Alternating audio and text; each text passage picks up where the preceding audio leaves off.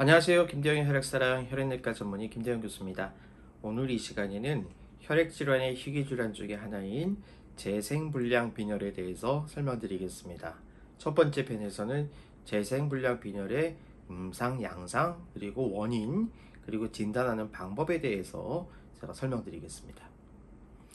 재생불량 빈혈, 흔히 저희 환자분들은 재빈 그렇게 얘기를 합니다. 줄여서 재빈 그렇게 얘기하시는데, 그럼 도대체 재생불량 빈혈이라는 게 뭐냐? 쉽게 말씀드리면 우리 몸에 있는 혈액은 전부 골수 안에 있는 조혈모 세포에서 만들어지는데, 이 조혈모 세포가 문제가 생기면서 조혈모 세포 자체가 줄어들게 되고, 그로 인해서 거기서부터 만들어지는 혈액세포들 수치가 떨어지는 병입니다.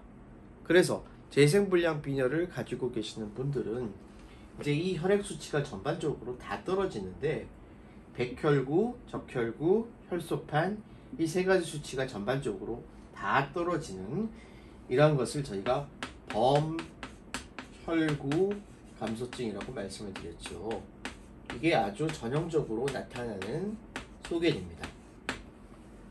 그러면 이런 범혈구 감소증으로 인해서 각각 무슨 증상이 일어나냐면, 백혈구가 낮아지게 되니까 면역 기능이 떨어지면서 감염이 생기기가 쉽죠. 이유 없이 자꾸 열이 나고 염증이 생기는 일이 반복됩니다. 적혈구가 떨어져서 빈혈이 생기죠. 그래서 이 빈혈 때문에 피가 모자라서 산소 공급이 제대로 안 되니까 숨차고 피곤하고, 많이 떨어지면 이제 어지러운 증상까지 나오게 되는 거죠. 혈소판이 떨어지면은 이제 가볍게 떨어졌을 때는 문제가 되지 않는데, 심하게 많이 떨어지면 결국 혈소판이라는 것은 피를 먹게 하는 지혈작용을 하는 것이니까, 이게 떨어지면서 피가 잘 안 멎는 출혈이 발생하게 됩니다. 결국은 이러한 세포들이 감소하면서 일어나는 여러 가지 복합적인 증상들로 진단이 되고요.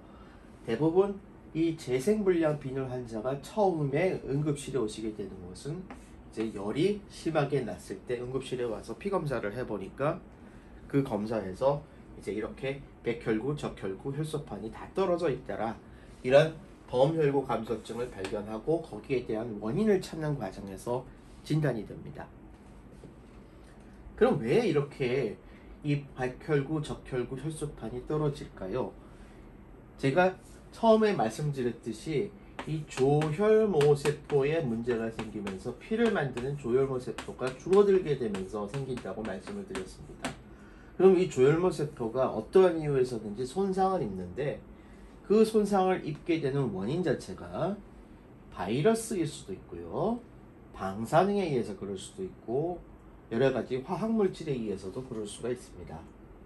근데 환자분에게 되게 물어보면은, 이러한 현상이 일어나기 전에 이제 한 몇 주, 몇 개월 전쯤에 여러 가지 감기 같은 증상, 몸살, 두통, 발열, 미열, 이런 증상들을 호소하는 경우가 많이 있습니다. 그래서 이런 바이러스 감염이 원인이 되기도 하고요, 아주 드물게는 방사성 물질에 노출이 되시는 경우도 있을 수 있겠죠. 그렇지만 일반인들의 경우에는 이런 경우가 흔치 않을 것이고요.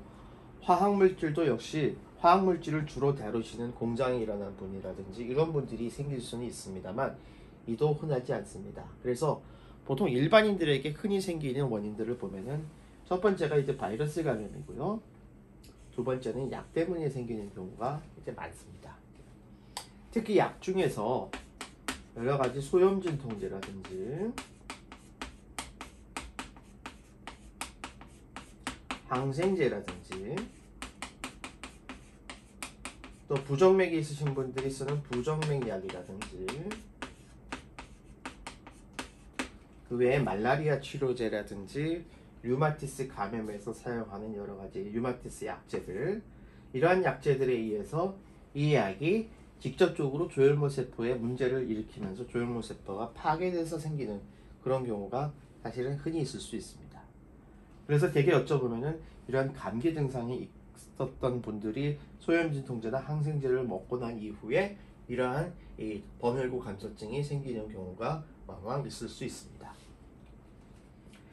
바이러스에 의한 감염도 사실은 두 가지 이유에서 일어날 수가 있는데, 바이러스 자체가 조혈모세포에 직접적으로 감염을 일으켜서 문제를 일으킬 수도 있지만, 이 재생불량 빈혈을 일으키는 가장 핵심적인 이유는 이러한 바이러스나 약이 들어갔을 때 이러한 바이러스나 약이 외부의 침입으로 생각을 해서 우리 몸에서 항체를 만들어내는데, 이 면역 항체가 우연히도 조혈모세포를 공격을 하는 그러한 경우, 즉 바이러스가 갖고 있는 항원에 대해서 동일한 성분을 가지는 그러한 조혈모세포가 만약 있을 경우, 이 항체가 바이러스가 약을 공격하는 게 아니라 조혈모세포를 공격하면서 조혈모세포가 파괴되는 그런 경우가 있을 수 있습니다. 그래서 이 재생불량 빈혈은 엄밀히 얘기하면은 자가 면역 질환으로 보게 됩니다. 근데 불행히도 우리가 여러 가지 검사를 했음에도 불구하고 사실은 그 원인을 모르는 경우가 훨씬 많습니다. 재생불량 빈혈을 우리가 이 처음에 오신 분들 범혈구 감소증의 원인을 찾기 위해서 바이러스나 약이라든지 이런 거를 다 여쭤보고 또 여러 가지 검사를 합니다. 이러한 혈액 검사들을 다 했는데도 특별한 원인이 안 나오는 경우가 대부분입니다. 사실은 원인을 모르는 경우가 거의 90%에 해당합니다. 어쨌든 이 원인을 모르는 경우도 우리 몸에 어떠한 이유에서든지 항체라는 게 생겨서 그 항체가 조혈모세포를 공격을 해서 조혈모세포를 파괴시키는 현상, 즉 이러한 자가면역 질환의 일환으로 봐야 된다, 이렇게 생각하시면 됩니다. 자, 그러면 어떻게 해서 우리가 진단을 내릴 수가 있느냐? 이 재생불량 빈혈의 진단에 있어서 핵심적인 검사는 사실 골수검사가 되겠고요. 골수검사를 했을 때 만약에 골수 안에 있는 세포 충실도가 보통 일반적인 성인의 경우 약 60% 정도에 해당하지만, 이 60%에서 많이 내려가 있는 경우, 이럴 경우에는 이제 재생불량 빈혈로 우리가 생각을 할 수가 있고, 특히 재생불량 빈혈은 중증이냐 비중증이냐 두 개로 나눌 수 있는데, 만약 중증인 경우는 대개 어떤 기준을 만족해야 되냐면은 이 세포 충실도, 즉 골수 안에 있는 공간에 비해서 세포가 차지하는 면적이 25% 미만으로 떨어져 있을 때, 다음에 세 가지 중에 두 개 이상을 만족을 하면은 중증이 되는데요. 호중구를 기준으로 했을 때는 호중구가 500개 미만, 적혈구 중에서 망상적혈구라고 적혈구가 아주 어린 상태에 있는 막 생성된 이 망상적혈구를 기준으로 했을 때, 기준에 따라 4만을 쓰는 데도 있습니다만 2만을 가지고 하는 데도 있죠. 2만 이하인 경우, 혈소판이 2만 이하인 경우, 요 세 가지 기준 중에서 두 개를 만족하고 골수의 세포 충실도가 25% 미만일 경우에는 중증으로 보게 됩니다.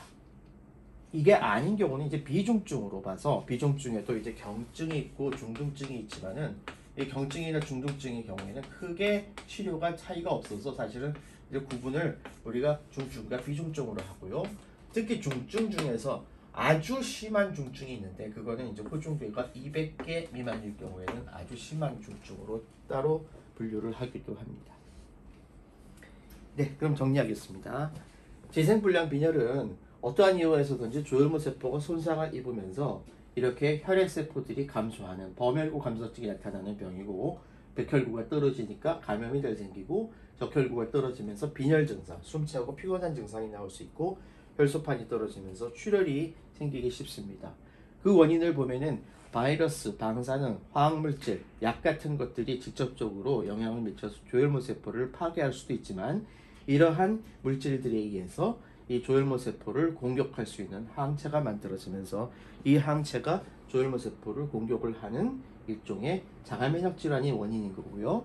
하지만 여러 가지 혈액 검사를 했음에도 불구하고 이러한 원인을 모르는 경우가 거의 90%에 달합니다. 그래서 대개는 원인을 잘 모르고요.